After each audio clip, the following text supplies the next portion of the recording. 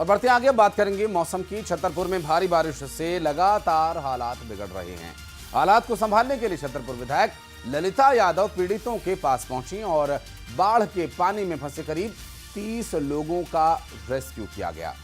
रोरा और दलोन गांव में पानी भर जाने की वजह से बाढ़ के से हालात बने हुए हैं और इस बीच पानी में बच्चों सहित कई लोग फंस गए थे। आपको बता दें कि पडरिया बांध टूटने के बाद हालात काफी बिगड़ गए हैं। विधायक ने मौके पर पहुंचकर एसपी और कलेक्टर की मौजूदगी में लोगों का रेस्क्यू किया और इस दौरान दो तस्वीरें जो सामने आई वो हम आपको दिखा रहे हैं। एक तरफ NH 39 यानी राष्ट्रीय राजमार्ग 39 पर जाम लगा हुआ है इस वजह से, वहीं गांव में भी पानी भर गया है और काफ़ी समस्या यहां पर उठ खड़ी हुई है। बारिश से पडरिया बांध टूटने के बाद ये हालात बने। और नरेंद्र हमारे सहयोगी इस वक्त हमारे साथ जुड़ गए। नरेंद्र, बांध की ये स्थिति होने वाली है, क्या संबंधित विभाग को इसके बारे में पहले से इल्म नहीं था? देखिए, ऐसा है, छतरपुर जिले में जो पिछले 24 घंटे से अधिक के समय में जो बारिश हुई है उसकी वजह से यहाँ पर जो भी बांध हैं और जो भी नदी नाले हैं और जो भी तालाब और तलैया हैं वो पूरी तरह से भर चुके हैं। लोगों को, प्रशासन को कहीं से भी अंदेशा नहीं था कि इतनी मूसलाधार बारिश होगी जिससे बाढ़ जैसे हालात बन जाएंगे। कई जगह तो जो क्षेत्रीय जो पक्की सड़कें हैं वो भी टूट गई हैं नाला के बहाव में आकर। यहाँ तक कि एक पडरिया बांध है, छतरपुर तहसील के अंतर्गत पडरिया आता है, उसका बांध भी टूट गया। बांध टूट जाने की वजह से निचले जो गांव थे करीब आधा दर्जन, उन गांव में हाई अलर्ट कर दिया गया था, जबकि 2 गांव में पानी ही घुस गया था। करीब 100 लोगों को रात में ही प्रशासन ने रेस्क्यू कराया। क्षेत्रीय विधायक भी मौके पर पहुंची थी, ललिता यादव, और उन्होंने भी रात में वहां पर लोगों को राहत देने का काम किया था। जी, बहुत शुक्रिया आपका इस पूरे मामले पर जानकारी देने के लिए नरेंद्र। 4250।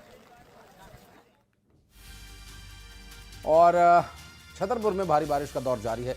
सटई तहसील इलाके में बाढ़ में फंसे 5 ग्रामीणों को घंटों से जो पानी के तेज बहाव में फंसे थे उन्हें निकालने का प्रयास किया जा रहा है। मझधार में फंसी जिंदगी, ये तस्वीरें हम आपको दिखा रहे हैं। देखिए किस तरह से तेज बहाव के बीच पेड़ पर चढ़कर अपनी जान बचाते नजर आए कुछ ग्रामीण। दरअसल छतरपुर में भारी बारिश का ये जो तांडव देख रहे हैं आप, ये सटई तहसील इलाके का बताया जा रहा है, जहां भारी बारिश के बाद अब बाढ़ की सी स्थिति जो बनी है उसमें 5 ग्रामीणों के फंस जाने की एक तस्वीर सामने आई है और कई घंटों से पानी के तेज बहाव में ग्रामीण फंसे हुए हैं और इन्हें निकालने का क्या प्रयास हो रहा है इसके बारे में और डिटेल्स आप तक पहुंचाएंगे। फिलहाल ये वीडियो सामने आया है ग्रामीणों के पानी के बीच फंस जाने का।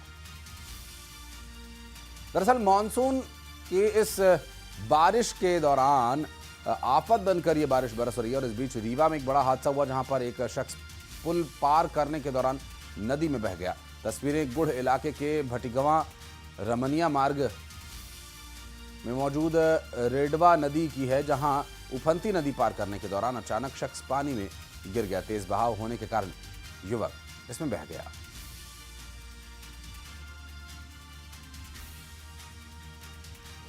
और निवाड़ी में स्कूली गांव में उफनते नाले में बच्चे के बह जाने की खबर मिली और नाले में बह गया एक 8 साल का मासूम। भारी बारिश से उफान पर नाला था और बच्चे की तलाश में प्रशासन जुटा हुआ है।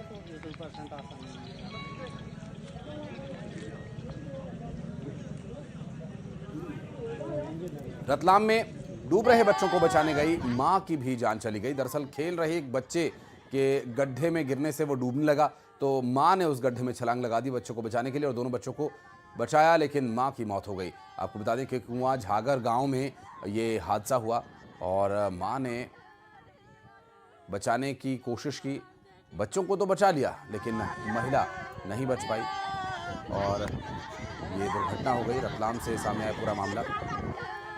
बहुत सावधान रहने की आवश्यकता है इस पूरे मानसूनी सीजन। दरअसल रायसेन में भी भारी बारिश के चलते गांव में एक हिरन बारिश के पानी से बचकर भागता हुआ यहां भटक कर आ गया और बेगमगंज इलाके में मूसलाधार बारिश की वजह से यहां आकर हिरन फंस गया। ग्रामीणों ने हिरन को बचाया और अभी जो तस्वीर आप देख रहे हैं, हिरन जो काफ़ी थका और हताश हो गया था तो ग्रामीणों ने जब उससे बचाया तो ये उस दौरान की तस्वीर है।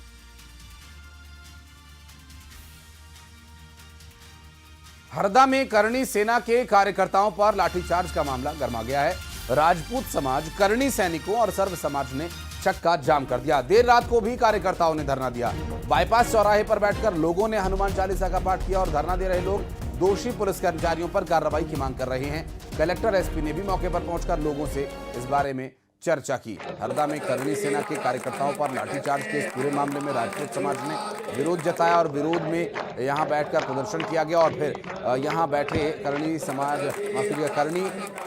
सेना के लोग और साथ ही सर्व समाज ने चक्का जाम किया। देर रात को भी कार्यकर्ताओं ने धरना दिया। हरदा से ये तस्वीरें बाईपास चौराहे की आपको दिखा रहे हैं और आप देख सकते हैं यहाँ बैठे प्रदर्शनकारी लोगों ने हनुमान चालीसा का पाठ किया और धरना दे रहे लोग दोषी पुलिस कर्मचारियों पर कार्रवाई किए जाने की मांग कर रहे हैं। एसपी कलेक्टर ने भी मौके पर पहुंचकर इनसे बातचीत की।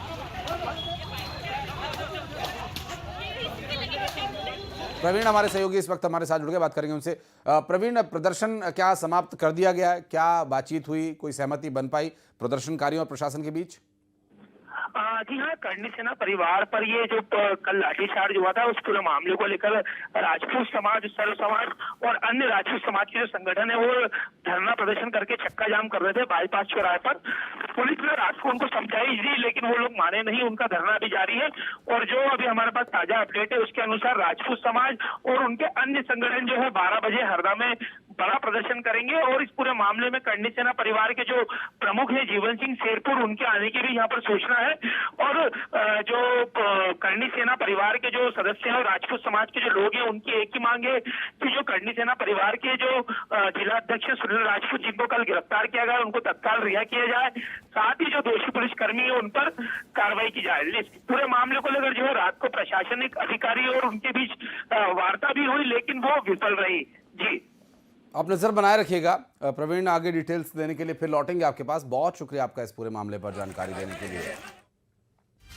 बेमेतरा में विधायक की गाड़ी पर पथराव किया गया। खुशवंत साहेब की गाड़ी पर पथराव किए जाने की खबर मिल रही है। नवागढ़ से रायपुर लौटते वक्त ये पथराव किया गया। नवागढ़ से कार्यक्रम के बाद लौट रहे विधायक खुशवंत साहेब की गाड़ी पर पथराव किए जाने की बात सामने आई है। दरअसल खुशवंत इस गाड़ी से लौट रहे थे कार्यक्रम के बाद और आरंग विधायक खुशवंत साहेब पर गाड़ी पर पथराव किए जाने की बात सामने आई है। विधायक जो इस गाड़ी में सवार थे उन पर नवागढ़ से रायपुर लौटते वक्त पत्थर फेंके गए, उनकी गाड़ी पर हमला हुआ और ये बेमेतरा से पूरा घटनाक्रम सामने आया है। मिल रही जानकारी के अनुसार विधायक पूरी तरह से सुरक्षित हैं और इस पत्थरबाजी में उन्हें कोई चोट नहीं आई। ये राहत की बात कही जा सकती है। हालांकि आप देख सकते हैं कि कार के सामने वाले कांच पर चोट है, उस पर क्रैक आया हुआ है और इस दौरान पुलिस भी मौके पर पहुंची और इस संबंध में कार्रवाई की। करते जो बाईपास रोड है उसमें हम जस्ट आगे बढ़े हैं, कोई 4 भाटा ऐसा कुछ गांव है, गांव हमको पता नहीं है उतना, बस वहीं पर अचानक से कुछ आया और मतलब गाड़ी पे लगा।